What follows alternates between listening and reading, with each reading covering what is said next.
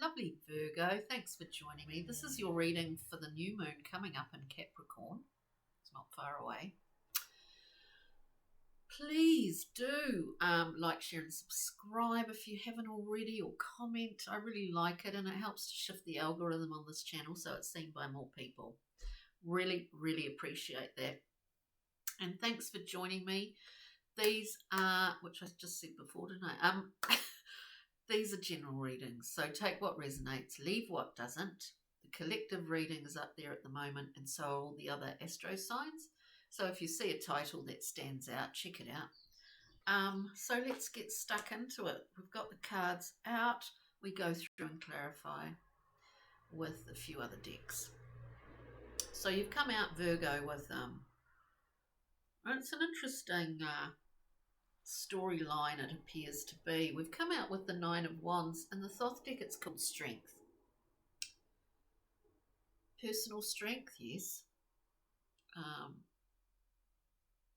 There's a strength and tension.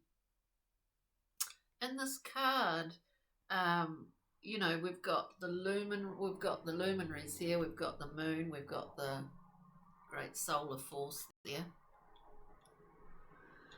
And in the background are 8 wands.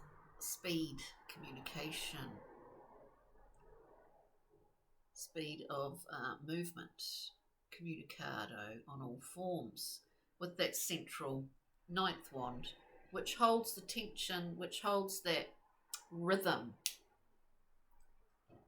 between, planets, between sun, between moon, earth.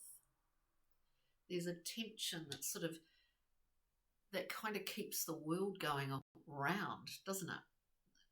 Do you know what I mean? There's a rhythm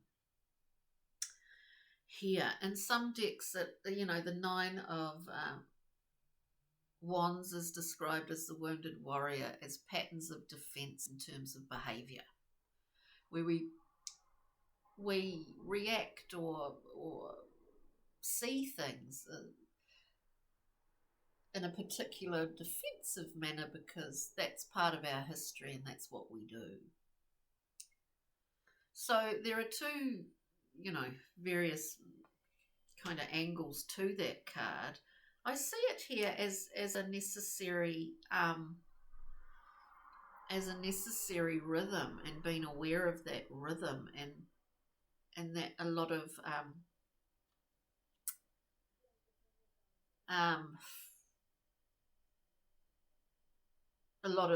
what I'm thinking, I'm sorry, I'm a bit tongue-tied. We're getting to the end of these readings.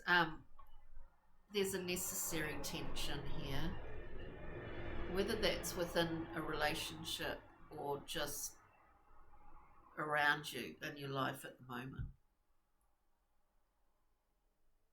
There is a purpose for it, even if beyond anything else, it's for you to understand your own strength, and that not conflict, but tension with others can be a very productive thing. Is what I'm trying to say. Took me a while. Then we have the Lovers.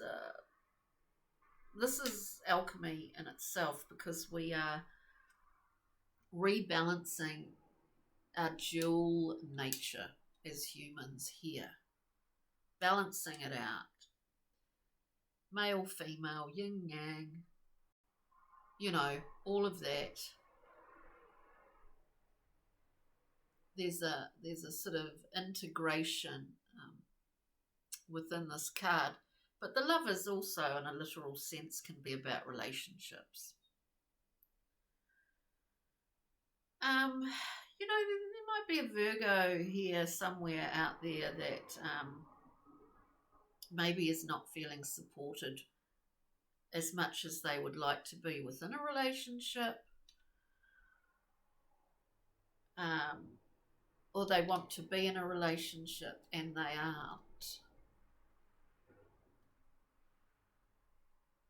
But we kind of, in some ways, we need to be reasonably content within ourselves, don't we, to be able to enter into a contract with someone else or a commitment with someone else, we need to be pretty aware and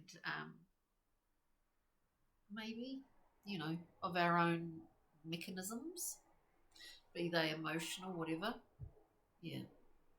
Anyway, then we have the Five of Discs, a card of lack, a card of not having, but actually not asking either.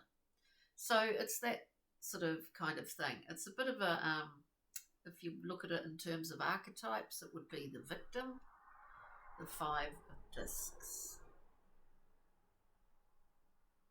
And speaking of mechanisms, if we look at this, it is very visually very much like the workings of a clock, isn't it? And then, don't be alarmed, Virgo. And then we have the amazing Tower, because we get blasted with this new insight, and we have an opportunity to rejig and rebuild in the way that we choose here. So let's go through, we'll clarify. Clarify for you, Virgo. Nine of Wands.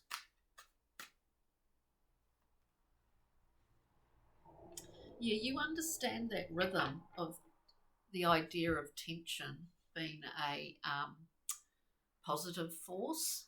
We've got the Magician coming out to clarify that Nine of Wands, which is pretty good.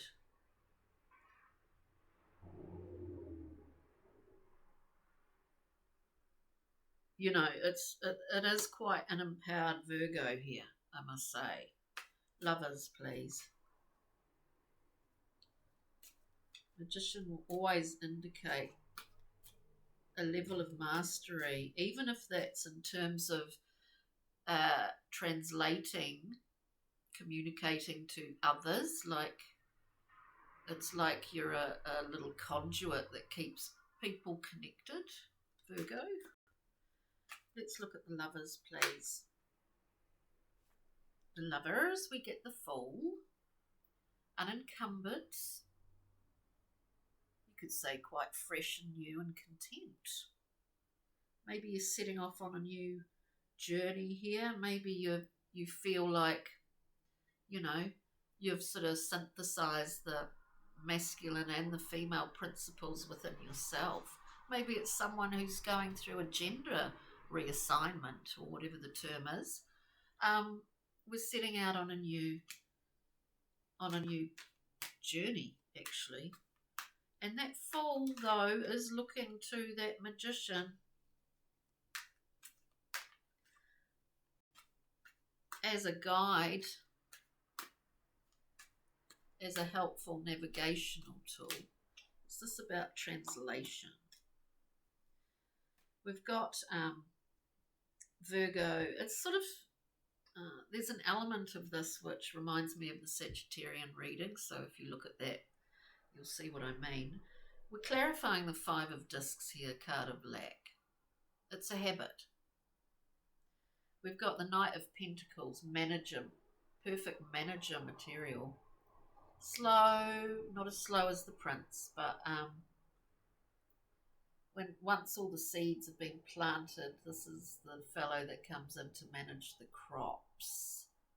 Where do they go? How do they get harvested, and where they go, and all of that.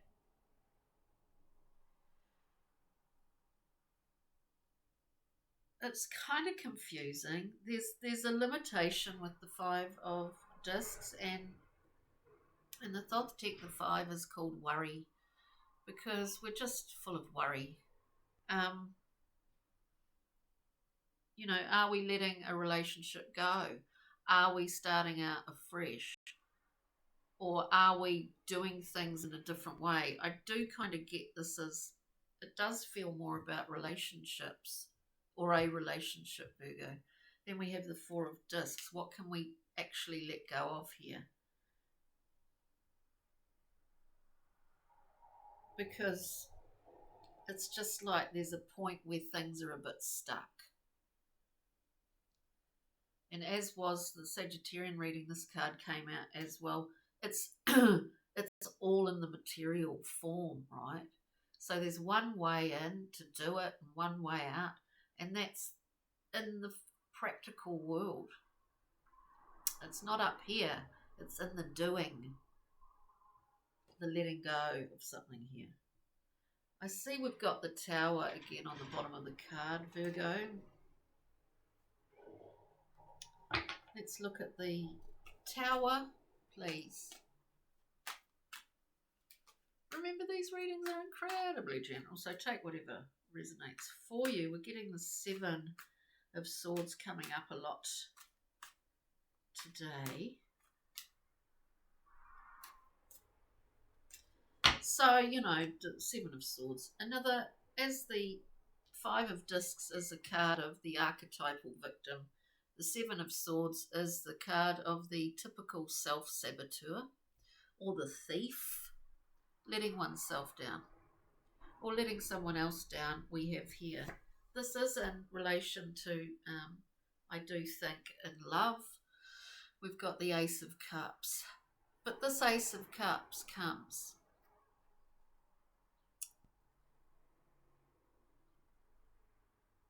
We experience this many times in our life.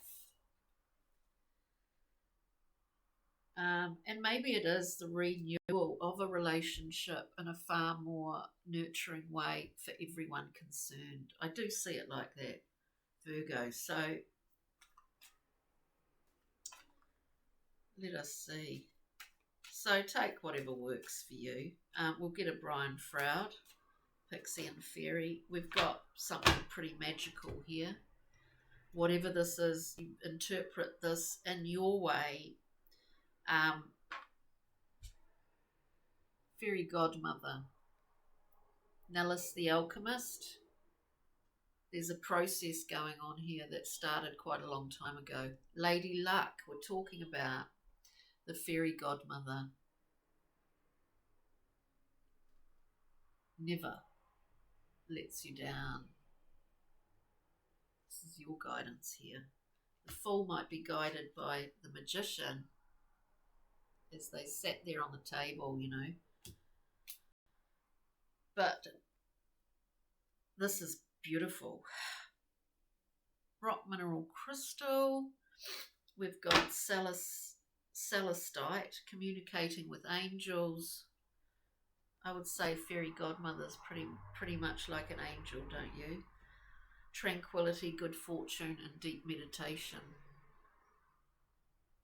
Make of that what you will, but I hope you got something out of this reading, Virgo, and we shall see you next time. So take good care, enjoy the new moon, and we'll see you again.